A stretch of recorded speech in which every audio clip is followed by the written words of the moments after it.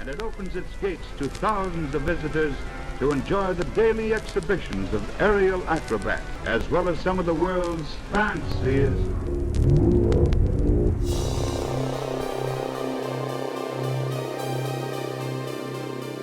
The point of the circus has always been to deliver surprise and awe, through death-defying acrobats, or through introducing audiences to their first experience of electric lights or moving pictures. It's been doing this since the 18th century as entire circus camps shifted from town to town. It was the original spectacle. But this was before CGI or Netflix. Now you have wonder in your hand all the time. It feels like there's less to be surprised about. The circus, like so much of the entertainment industry, is being disrupted. We see the whole phenomenon of snacking, so that has many implications. So now people, they're used at consuming content super fast. It's like you see something, interesting, 3 seconds later, swipe, something else, swipe. And that has effect even as to how people consume live entertainment. Frank heads a little-known innovation lab at the production giant Cirque du Soleil. The iconic troupe was founded in 1984 with a radical new idea for the circus. Instead of a disconnected series of acts, each show had a theme, original music, and elaborate costumes and makeup. Over the years, it developed touring productions and residencies in Las Vegas. It's become a smooth corporate machine and pop culture staple. More than 180 million people across 60 countries have seen its shows. All of them start here, the global headquarters in Montreal. Ripped acrobats in full makeup mingle with desk workers at this polyglot campus of 1,500 employees. There are cavernous practice halls, prop workshops, and makeup studios. Then there is Nextasy, Cirque du Soleil's innovation lab. Innovation, of course, is a big part of Cirque du Soleil. It always has been, but I don't think we've ever formalized it in some way. So Nextasy has helped us formalize that notion of, is there a place where we could put all of those ideas and all of those innovative properties and use that as our sandbox? It is a big company, so there's already a lot of work being done. So the marketing team, does their own research. We have a creative team that thinks of new concepts. We have a business team that looks at different things. But I'd say part of our role is to kind of be the integrators and making sure that all those different disciplines are taken into account, with also a vision of the future. We've had a lot of success with sit-down shows where you're facing a stage and you're just watching things happen. And of course that's going to continue to happen. There's a demand for that, but we're seeing the appearance of other types of live entertainment formats. And we have to change the way we create projects based on what's happening in the world.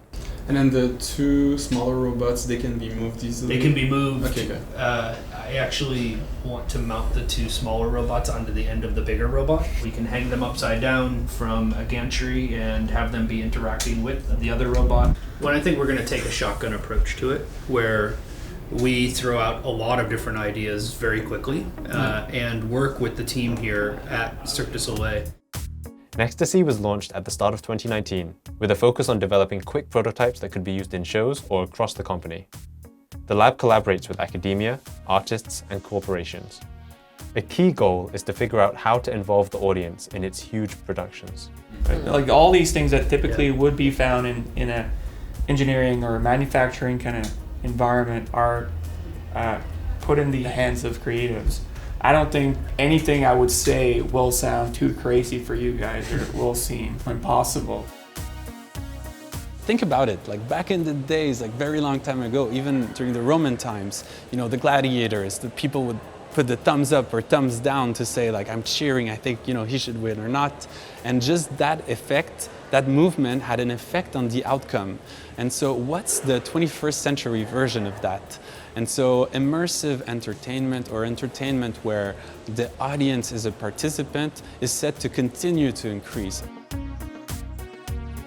The Mio Dance Battle workshop is the very early tests of us trying to figure out what's the best way to engage audience. So let's say there's a haptic bracelet that you have on your wrist.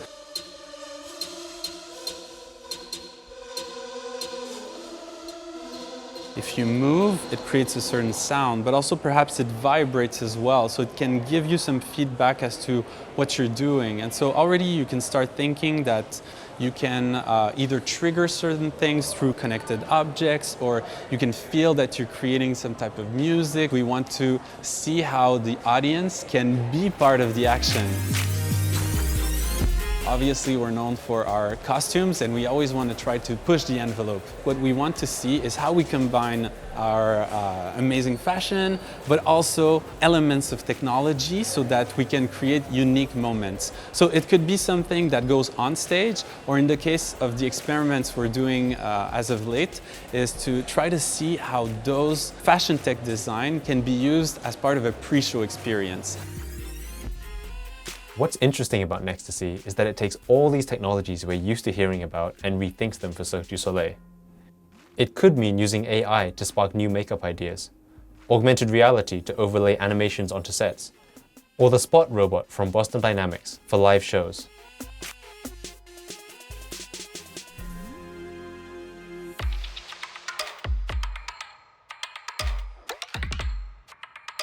If the job of the circus is to always be surprising people and showing them things they'd never seen before, then it's maybe inevitable that Cirque du Soleil would look to technology to achieve that. But the crux of a circus show is still its feats of human physicality. There is a basic wonder in seeing someone flip and fly above your head. A live spectacle can have even more impact in a world full of screens. The question, as Cirque du Soleil continues to develop, is how technology can coexist with human performance without overshadowing it. So obviously human performance is at the core of what we do. So a big field of interest for us is the whole notion of human augmentations. And so we all have our idea of what a human body can do. You know, I can jump probably about, a certain height. But what if there's a wearable technology that if I wear it, it changes my center of gravity? It is possible to have a tail that can kind of balance based on your movement or things like that. And once you start to play with those effects, then you can create magic. If the technology was going to take us away from the story, then I don't think it helps us tell the story. But where it heightens it for the audience, then I think it's beneficial. And that's where I think that the technology serves the art as opposed to it being the starring attraction.